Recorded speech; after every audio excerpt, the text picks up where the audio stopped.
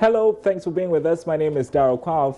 Time for some business news. Leadership of the Sokoban Wood Village is advocating a review of some demands under the Voluntary Partnership Agreement expected to come into effect this year. Ghana and the European Union signed the agreement in 2009. Mohammed Kamil Ishak is a member of the Sokoban Wood Village. He tells Prince Apia implementation of the agreement will render many of the woodworkers jobless. When it starts working, the VPA, it will impact negatively on the local market, because I think the local market is not that prepared for the VPA, and the information given to the local market hasn't got down to the operators. Yeah, even though some of the leadership have the information, but if you go down to the people today asking them about the VPA, I think about 80 or 85% will tell you that they haven't heard of the VPA, or they have heard of the VPA, but they don't know what the VPA is.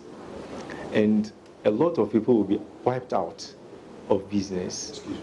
You see, so I think it will impact negatively on the local market. From business? Yeah, okay. Because the inflow of lumber will be reduced drastically due to the measures put in place per the laws, regulations of the VPA, because we have the wood tracking system and other things that is captured in the Ghana Legality Assurance System, the GHLAS. So you have to work within the laws of the GHLAS, from the sourcing of the timber in the forest to the log yard or the sawmill, to the local market or to the export market. The laws have been laid down in which you have to follow the laws. So working within the laws of the requirements of the law is going to affect business.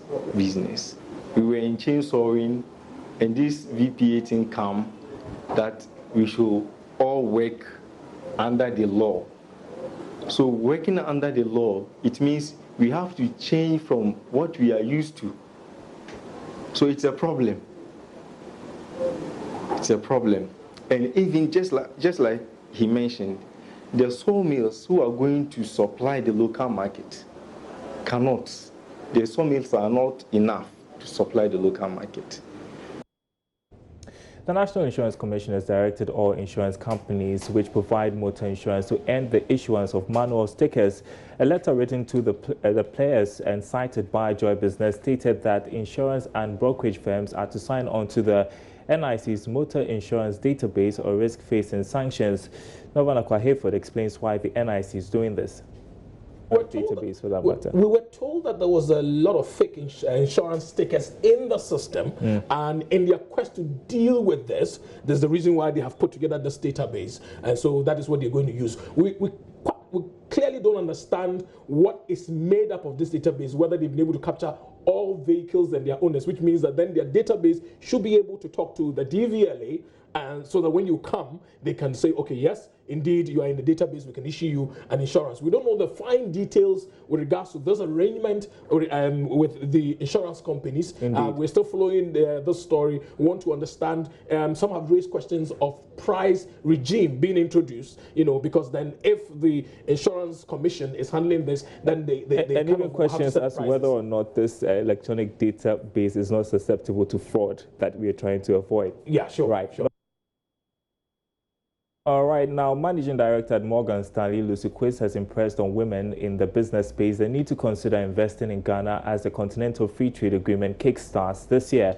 She was speaking on the topic creating an investment-friendly climate at the ongoing Ghana Investment and Opportunity Summit in London. But if you look at not just in the region, but actually globally, we have the highest proportion of women-run businesses. So there is something about Ghana that makes it an attractive location, and it makes it good for women to start businesses there.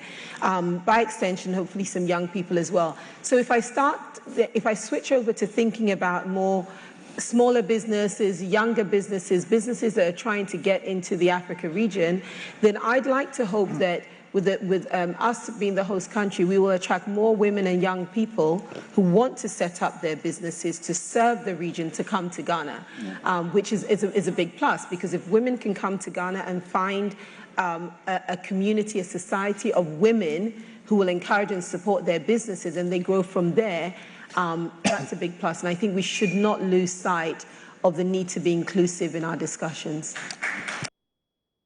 And there's more business news coming up at 1 p.m. on the Marketplace. Up next is sports news.